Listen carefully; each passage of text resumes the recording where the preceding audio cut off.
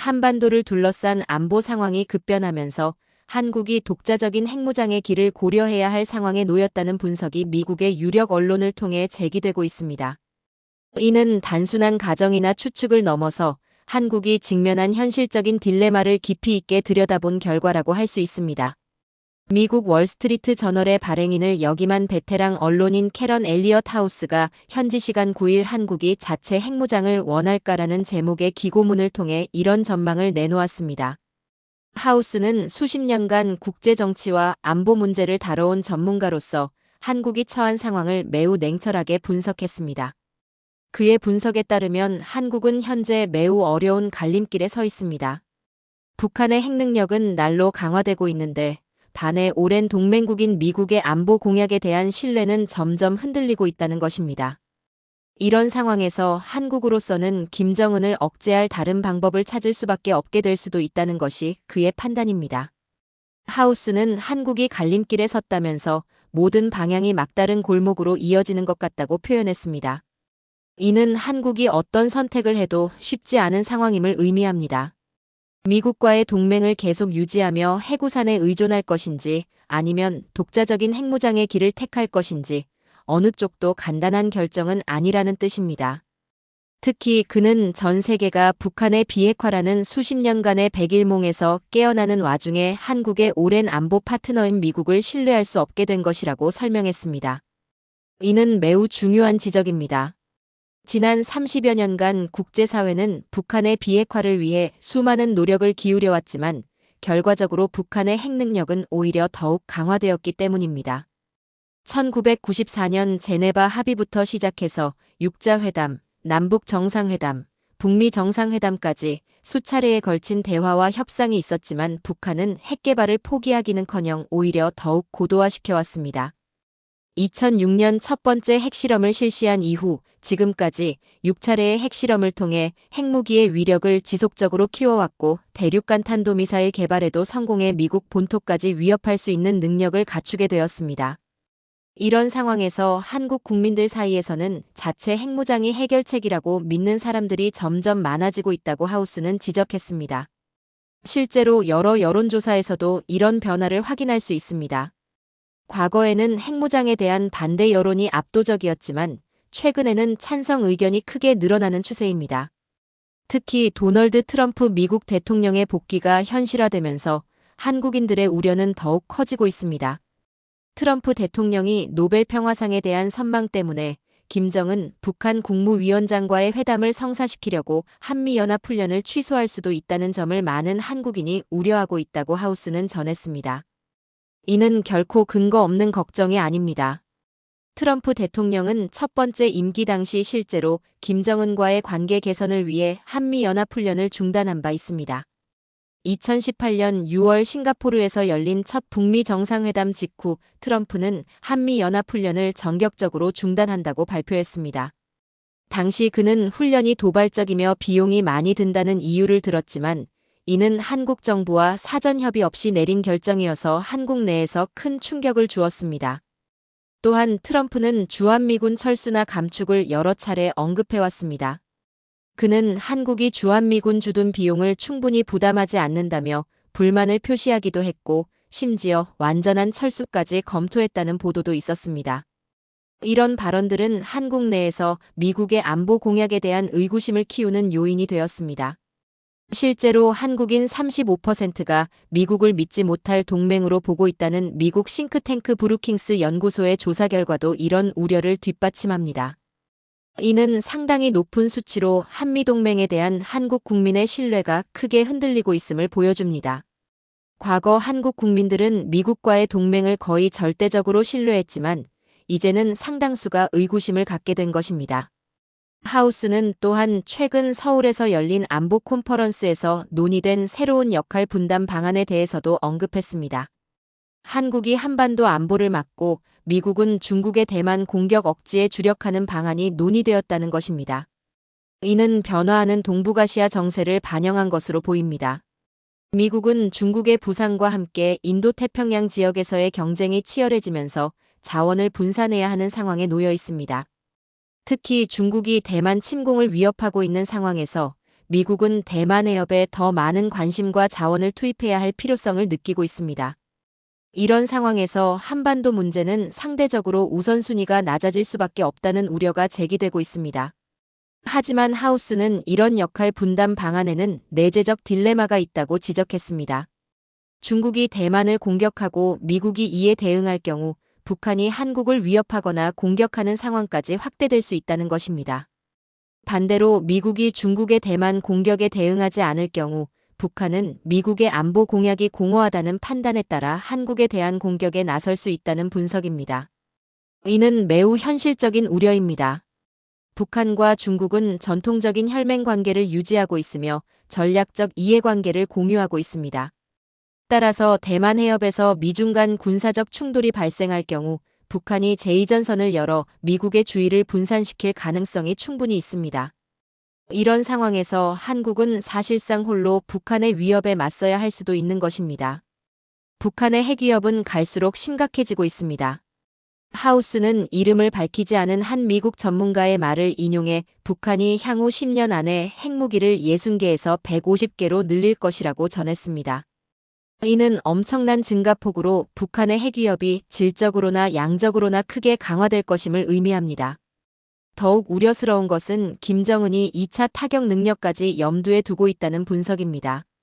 하우스에 따르면 일부 핵무기가 목표물을 타격하지 못하거나 미국에 요격당하는 상황을 가정해 김정은이 2차 타격에서도 생존할 수 있도록 300개의 핵무기 확보를 목표로 하고 있다고 합니다. 300개의 핵무기라는 숫자는 상상하기 어려운 규모입니다. 이는 영국이나 프랑스 같은 유럽의 핵보유국보다도 많은 수준입니다. 이 정도 규모의 핵무기를 보유하게 되면 북한은 명실상부한 핵강국이 되는 것이며 한반도는 물론 동북아시아 전체의 안보 지형을 근본적으로 바꿀 수 있는 힘을 갖게 됩니다. 특히 2차 타격 능력이라는 개념은 매우 중요합니다. 이는 상대방의 선제 공격을 받아도 보복할 수 있는 능력을 의미합니다. 핵무기의 궁극적인 목적이 억지에 있다고 할 때 2차 타격 능력은 핵억지력의 핵심이라고 할 수 있습니다. 북한이 이런 능력을 갖추게 되면 미국이나 한국이 북한에 대한 선제 공격을 시도하기가 매우 어려워집니다. 반면 한국의 상황은 매우 제약적입니다.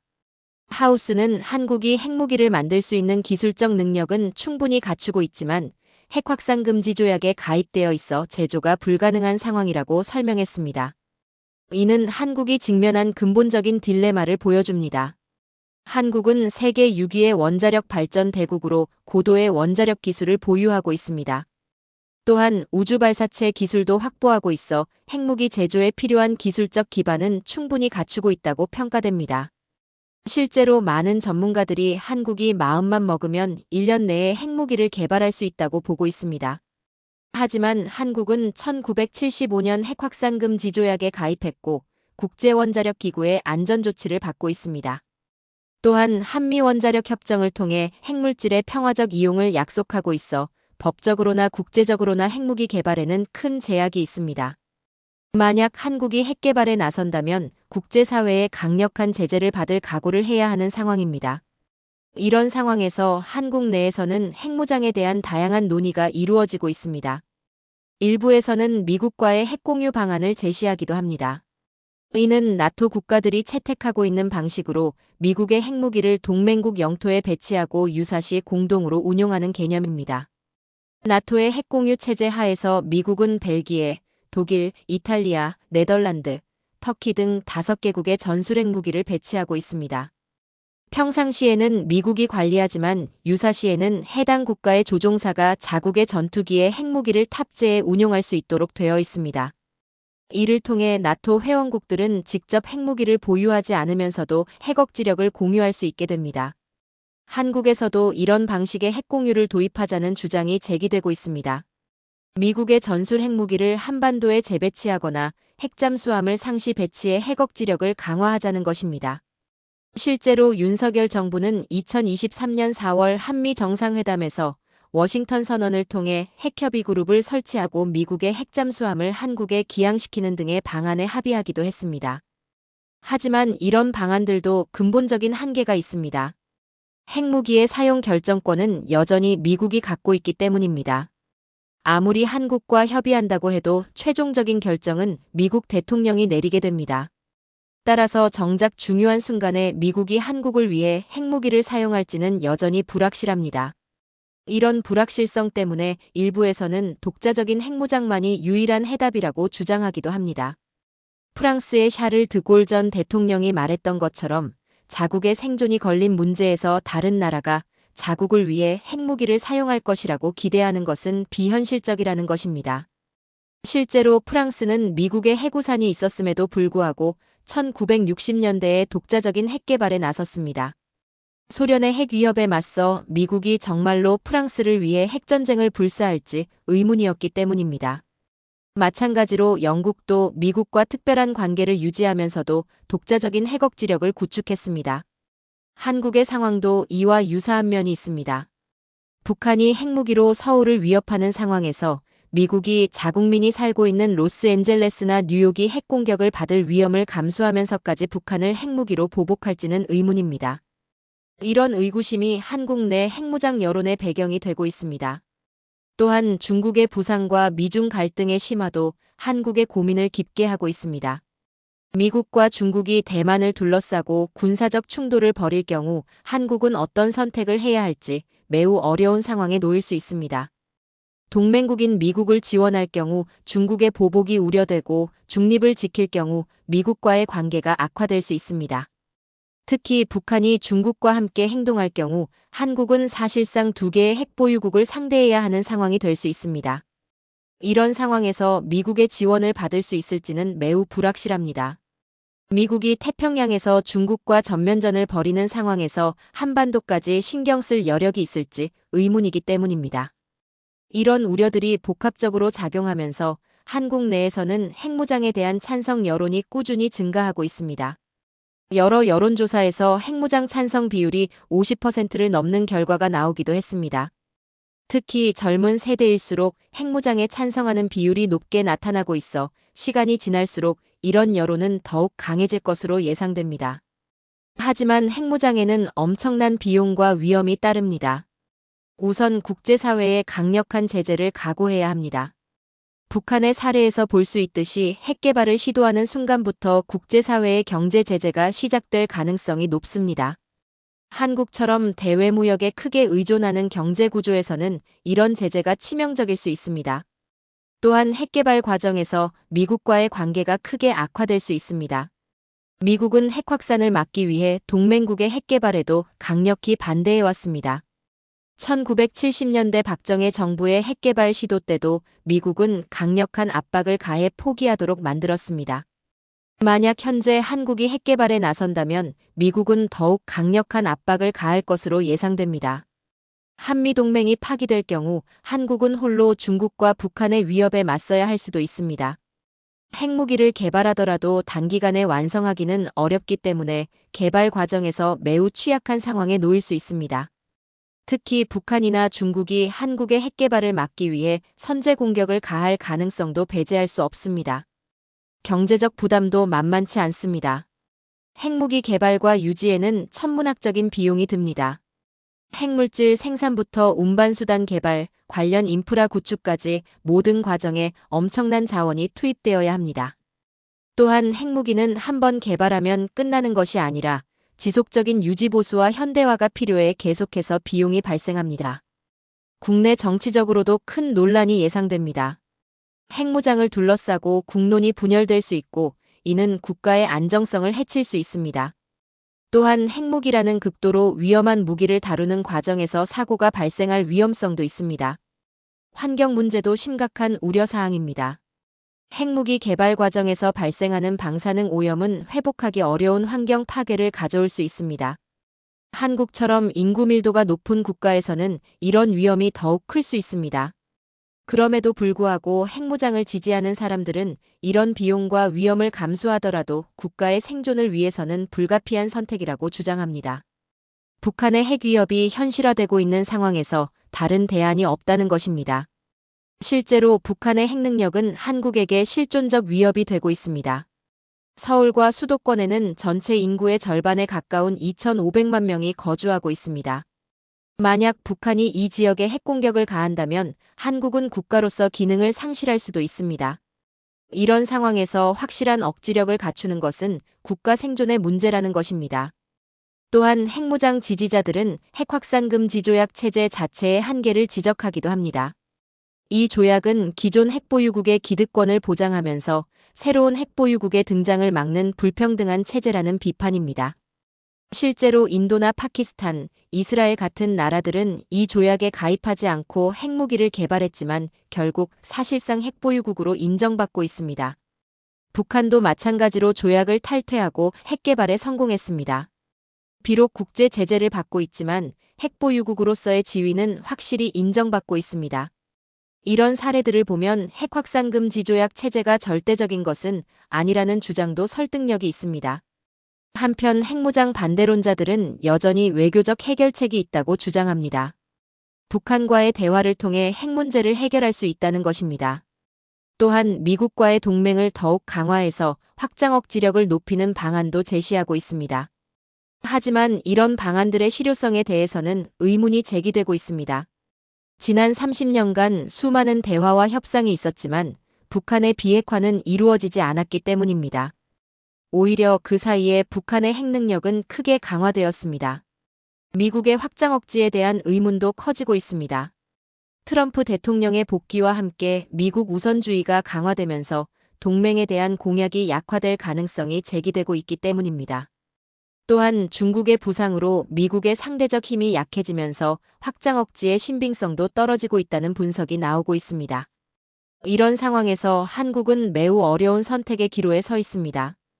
기존의 비핵화 정책을 유지하면서 외교적 해결을 추구할 것인지 아니면 현실적 위협에 맞서 핵무장의 길을 택할 것인지 결정해야 하는 상황입니다.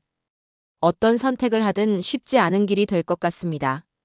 비핵화 정책을 유지한다면 북한의 핵위협에 계속 노출될 위험이 있고 핵무장을 선택한다면 엄청난 비용과 국제적 고립을 감수해야 할 수도 있습니다.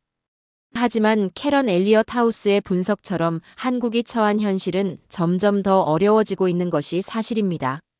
북한의 핵능력은 계속 강화되고 있고 미국의 공약에 대한 신뢰는 흔들리고 있습니다. 이런 상황에서 한국이 독자적인 길을 모색하는 것은 어쩌면 자연스러운 일일 수도 있습니다. 결국 한국의 선택은 국제 정세의 변화와 북한의 행동, 그리고 미국의 정책 변화에 따라 달라질 것으로 보입니다. 만약 북한의 핵위협이 더욱 구체화되고 미국의 공약이 더욱 불확실해진다면 한국이 핵무장의 길을 택할 가능성도 배제할 수 없을 것입니다. 이는 한반도뿐만 아니라 동북아시아 전체의 안보 질서에 큰 변화를 가져올 수 있는 중대한 문제입니다. 한국의 핵무장이 현실화된다면 일본도 비슷한 고민에 빠질 수 있고 이는 동북아시아 전체가 핵무기 경쟁에 휩싸이는 결과를 낳을 수 있습니다. 일본의 경우 이미 북한의 미사일이 자국 상공을 지나가는 상황을 여러 차례 경험했습니다. 또한 중국의 군사력 증강과 대만 위협도 일본에게는 직접적인 안보 위협으로 다가오고 있습니다. 만약 한국이 핵무장에 나선다면 일본 내에서도 핵무장 논의가 본격화될 가능성이 높습니다. 일본은 히로시마와 나가사키에서 핵폭탄의 참상을 직접 경험한 유일한 국가로서 오랫동안 비핵 정책을 견지해왔습니다. 하지만 최근 들어 안보 환경이 악화되면서 일본 내에서도 핵무장 논의가 조심스럽게 제기되고 있습니다. 특히 보수 정치인들 사이에서는 핵공유나 핵무장 검토 필요성을 언급하는 경우가 늘어나고 있습니다. 만약 한국과 일본이 모두 핵무장에 나선다면 동북아시아는 중국, 북한, 러시아, 한국, 일본이 모두 핵무기를 보유하는 지역이 될 수 있습니다. 이는 세계에서 가장 핵무기 밀도가 높은 지역이 되는 것을 의미하며 핵전쟁의 위험성도 그만큼 높아질 것입니다. 대만 문제도 복잡한 변수로 작용하고 있습니다. 중국이 대만에 대한 무력 통일을 시도할 경우 미국이 개입할 가능성이 높고 이 경우 한국도 어떤 형태로든 영향을 받을 수밖에 없습니다. 미군이 한국 내 기지를 이용해 대만 방어에 나설 수도 있고 이는 중국의 보복 대상이 될 수 있기 때문입니다. 특히 북한이 중국과 협력해 제2전선을 열 경우 한국은 매우 어려운 상황에 처할 수 있습니다. 미군의 상당 부분이 대만 해협으로 향한 상황에서 북한의 공격에 홀로 맞서야 할 수도 있기 때문입니다. 이런 시나리오를 고려하면 독자적인 핵 억지력의 필요성은 더욱 커질 수밖에 없습니다. 경제적 측면에서도 핵무장은 복잡한 문제를 안고 있습니다. 핵무기 개발에는 막대한 초기 투자가 필요하지만 장기적으로는 재래식 무기보다 비용 효율적일 수 있다는 분석도 있습니다. 핵무기 몇 개로 엄청난 억지 효과를 낼 수 있다면 대규모 재래식 군사력을 유지하는 것보다 오히려 경제적일 수 있다는 것입니다. 실제로 프랑스나 영국 같은 중급 강국들이 핵무기를 보유하는 이유 중 하나도 이런 비용 효율성 때문입니다. 미국이나 러시아처럼 대규모 재래식 군사력을 유지할 수 없는 상황에서 핵무기는 상대적으로 적은 비용으로 강력한 억지력을 제공할 수 있는 수단이기 때문입니다. 하지만 한국의 경우 지정학적 위치상 핵무기만으로는 충분하지 않을 수 있습니다. 북한과 직접 국경을 맞대고 있어 재래식 위협도 상당하기 때문입니다. 따라서 핵무기 개발과 함께 재래식 군사력도 유지해야 하므로 전체적인 국방비 부담은 오히려 늘어날 수 있습니다. 기술적 측면에서는 한국이 핵무기를 개발할 능력이 충분하다는 것이 일반적인 평가입니다. 한국은 세계 6위의 원자력 발전 대국으로 고도의 원자력 기술을 보유하고 있습니다. 특히 핵연료 주기 기술에서는 세계 최고 수준에 근접해 있어 농축 우라늄이나 플루토늄 생산에 필요한 기반 기술은 이미 확보된 상태입니다. 미사일 기술 면에서도 한국은 상당한 수준에 도달해 있습니다. 누리호 발사 성공으로 우주 발사체 기술을 확보했고 현무 시리즈 미사일을 통해 탄도미사일 기술도 입증했습니다. 이런 기술들은 핵무기 운반수단 개발에 직접 활용할 수 있습니다. 또한 한국의 제조업 기반과 기술 수준을 고려하면 핵무기 개발에 필요한 정밀 부품이나 특수 소재 제조도 큰 어려움이 없을 것으로 예상됩니다. 반도체와 정밀화학 산업에서 세계 최고 수준의 기술을 보유하고 있어 핵무기 제조에 필요한 고도의 기술적 요구사항도 충족할 수 있을 것입니다. 문제는 기술적 능력이 아니라 정치적 결단과 국제적 환경입니다. 핵무기 개발을 결정하는 순간부터 국제사회의 감시와 압박이 시작될 것이고 이를 견뎌내면서 개발을 완료할 수 있을지가 관건입니다. 특히 미국의 반응이 가장 중요할 것입니다. 미국은 동맹국의 핵 개발을 막기 위해 다양한 수단을 동원해왔습니다. 1970년대 한국의 핵 개발 시도 때는 경제적, 군사적 압박을 통해 포기하도록 만들었습니다. 현재 상황에서도 미국이 비슷한 압박을 가할 가능성이 높습니다. 하지만 1970년대와 현재는 상황이 많이 다릅니다. 당시에는 북한의 핵 위협이 현재만큼 심각하지 않았고 한국의 경제력과 기술 수준도 지금보다 훨씬 낮았습니다. 또한 냉전 시대였기 때문에 미국의 확장 억지에 대한 신뢰도 지금보다 높았습니다. 현재는 북한이 이미 핵보유국이 되었고 한국에 대한 실존적 위협이 현실화되었습니다. 또한 한국의 경제력과 기술 수준이 크게 향상되어 미국의 압박을 견뎌낼 능력도 커졌습니다. 무엇보다 미국의 확장 억지에 대한 의구심이 커지면서 독자적 억지력의 필요성이 더욱 절실해졌습니다. 이런 변화된 상황을 고려하면 한국이 핵 개발을 추진할 경우 1970년대와는 다른 결과가 나올 수도 있습니다. 특히 미국이 중국과의 경쟁에 집중해야 하는 상황에서 한국과의 관계 악화까지 감수하기는 어려울 수 있습니다. 국내 정치적으로도 핵무장에 대한 지지가 과거보다 훨씬 높아진 상황입니다. 여러 여론조사에서 핵무장 찬성 비율이 50%를 넘는 결과가 나오고 있어 정치적 추진 동력도 충분해 보입니다. 하지만 여전히 핵무장은 매우 위험한 도박이 될 수 있습니다. 실패할 경우 국가적 재앙을 초래할 수 있기 때문입니다. 특히 개발 과정에서 국제적 고립이나 경제 제재를 받을 경우 국가 경제에 치명적 타격을 입을 수 있습니다. 또한 핵무기를 완성하더라도 그것이 진정한 안전을 보장해주지는 못할 수도 있습니다.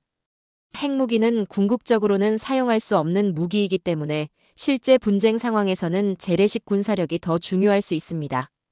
특히 한국처럼 상대방과 가까운 거리에 있는 경우 핵무기 사용이 자국에도 피해를 줄 수 있어 실제 억지 효과에는 한계가 있을 수 있습니다. 환경적 우려도 무시할 수 없습니다. 핵무기 개발과 실험 과정에서 발생하는 방사능 오염은 좁은 국토를 가진 한국에는 치명적일 수 있습니다. 특히 지하 핵실험장을 확보하기도 어려운 상황에서 핵실험을 어떻게 실시할지도 큰 문제가 될 것입니다. 이런 다양한 고려사항들을 종합해보면 한국의 핵무장 문제는 단순히 기술적이나 군사적 측면만으로는 판단할 수 없는 복합적인 문제임을 알 수 있습니다. 정치, 경제, 외교, 환경 등 모든 측면을 고려한 종합적인 판단이 필요합니다. 캐런 엘리엇 하우스의 분석이 시사하는 바는 한국이 이런 어려운 선택의 기로에 서 있다는 것입니다. 어떤 선택을 해도 쉽지 않은 길이 될 것이지만 현실적 위협에 맞서 국가의 생존을 지켜야 한다는 절박함이 커지고 있는 상황입니다. 결국 한국의 최종 선택은 앞으로의 국제 정세 변화와 북한의 행동, 그리고 미국을 비롯한 국제사회의 대응에 따라 결정될 것으로 보입니다.